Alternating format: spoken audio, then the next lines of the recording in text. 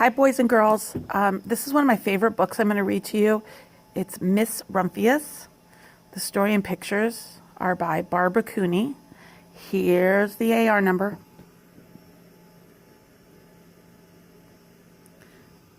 This book always is something I like to read when Earth Day is during this week, which I made a mistake on the last video. Earth Day is actually Wednesday, April 22nd. I'm sorry I said it was the 20th. So here we go. Miss Rumphius. I'm going to let you see the picture while I do it. The lupin lady, lupins are flowers, boys and girls, lives in a small house overlooking the sea. In between the rocks around her house grow blue, purple, and rose-colored flowers called lupins.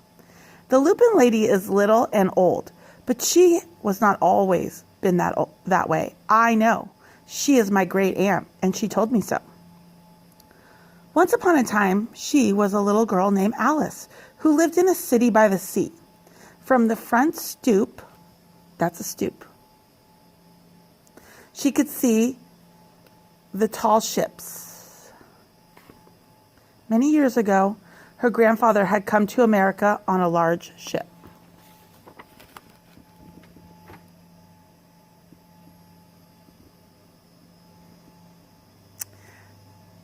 Now her grandfather works in a shop at the bottom of the house, making figureheads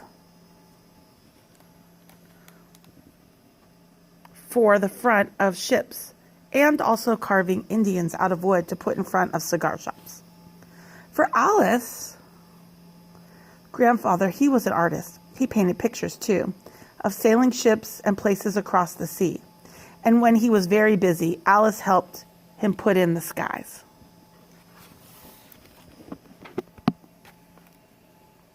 In the evening, Alice sat on her grandfather's knee and listened to his stories of faraway places. When he had finished, Alice would say, "When I grow up, I too will go to faraway places, and when I grow old, I too will live behind the sea." "That is all very well, little Alice," said her grandfather, "but there's a third thing that you must do." "Well, what is that?" said Alice. "You must do something to make the world more beautiful," said her grandfather. "All right," said Alice. "I will go to faraway places, I will live by the sea, and I will make the world more beautiful." In the meantime, Alice got up and washed her face and ate her porridge for breakfast. She went to school and came home and did her homework, and pretty soon she was all grown up. Then my great aunt Alice set out to do the 3 things she had told her grandfather she was going to do. She left home and went to live in another city far from the sea and the salt air. There she worked in a library, dusting books and keeping them from getting mixed up, and helping people find the ones they wanted. Some of the books told her about faraway places. People called her Miss Rumphius now.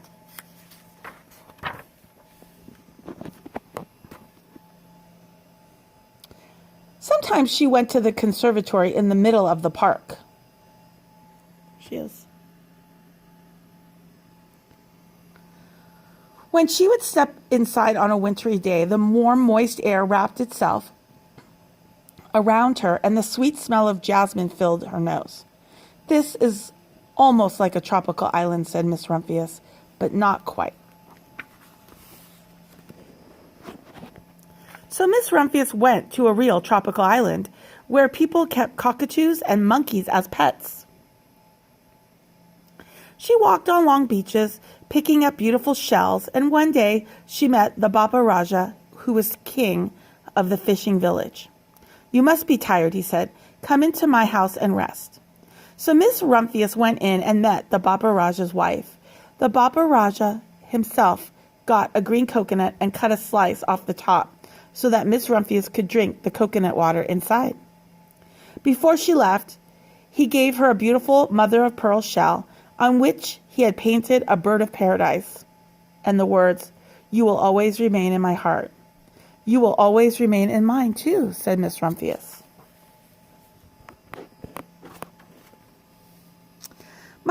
Oh, there you go. She was climbing. There's the first picture, and here's the next picture. "My great aunt, Miss Alice Rumphius, climbed tall mountains where the snow never melted. She went through jungles and across deserts. She saw lions and playing and kangaroos jumping, and everywhere she made friends she would never forget. Finally, she came to the land of the lotus eater, and there, getting off a camel, she hurt her back." "What a foolish thing to do," said Miss Rumphius. "Well, I have certainly seen far away places. Maybe it is time to find my place by the sea." And it was, and she did. From the porch of the new house, Miss Rumphius watched the sun come up, and she watched it cross the heavens and sparkle on the water, and she saw it set in glory in the evening. She started a little garden among the rocks that surrounded her house, and she planted a few flowers in the stony ground. Miss Rumphius was almost perfectly happy. "But there's still one more thing I must do. I've traveled to faraway places. I live by the sea, but I still have to figure out a way to make the world a more beautiful place." "But what will I do? The world already is pretty nice," she thought, looking out over the ocean. The next spring, Miss Rumphius was not very well. Her back was bothering her again, and she had to stay in bed most of the time. The flowers she had planted there the summer before had come up and bloomed in spite of the stony ground. She could see them from her bedroom window, blue and purple and rose-colored lupins. "Lupins," said Miss Rumphius with satisfaction. "I have always loved lupins the best. I wish I could plant more seeds this summer so that I could still have more flowers next year." But she was not able to do it because of the way she was feeling. After a very hard winter, spring came. Miss Rumphius was feeling much better. Now, she could walk again. One afternoon, she started to go up and over the hill where she had not been in a very long time. "I don't believe my eyes," she cried when she got to the top, for there on the other side of the hill was a large patch of blue and purple and rose-colored lupins. They are. I'm going to do a close-up of it, boys and girls.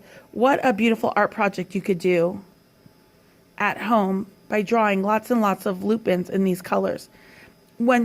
Usually when we're at school, we do a spring picture drawing lupins, but you could do it at home. "It was the wind," she said as she knelt in delight. "It was the wind that brought the seeds from my garden here. And the birds must have helped." Then Miss Rumphius had a wonderful idea. And boys and girls, wind and birds are two ways that seeds travel so they can make more plants.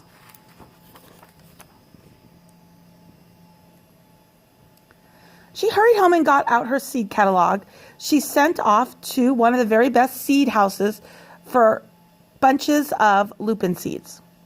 All that summer, Miss Rumphius, her pockets full of seeds, wandered over fields and hills sowing, that means planting, lupins. She scattered seeds along the highway and down the country lanes. She flung handfuls of them around the schoolhouse and the back of the church. She tossed them into hollows and along stone walls. Her back didn't hurt her any more at all. Now, some people actually called her the crazy old lady with the seeds. She didn't mind. Look what happened the next spring, boys and girls. The lupins are everywhere.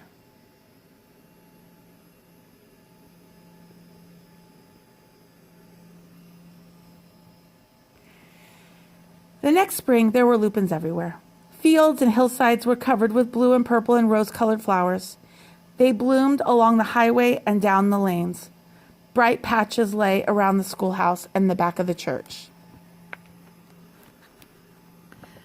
Down on the hollows and along the stone walls grew the beautiful flowers. Miss Rumphius had done the third and most difficult thing of all. So boys and girls, remember, she visited faraway places, she lived by the sea, and now she has made the world a better place. Here she is now as she has gotten older. And here's her great niece that's telling the story. My great Aunt Alice, Miss Rumphius, is now very old. Her hair is very white, and every year there are more and more lupins. Now they call her the Lupin Lady. Sometimes my friends stand with me outside her gate, curious to see the old lady who planted all the fields of lupins. When she invites us in, they come slowly. They think she is the oldest woman in the world. Often she tells us stories of faraway places. When I grow up, I tell her I too will go to faraway places and come home to live by the sea. That is all very well, little Alice, says my aunt, but there's a third thing you must do. What's that? I asked. You must do something to make the world a more beautiful place. All right, I said. Okay, I'm going to show you this picture. And her grandniece ends the story with, but I do not know yet what that can be. Boys and girls, such a beautiful story for Earth Day week. I want you to think about ways you can make the earth a better place. Here's the quiz number again. Remember, when I send you these YouTube videos, you can watch them over and over again. So you could actually listen to the story 2 times and then take an AR quiz just to make sure you get all the details. And like I said, this would be a lovely art project.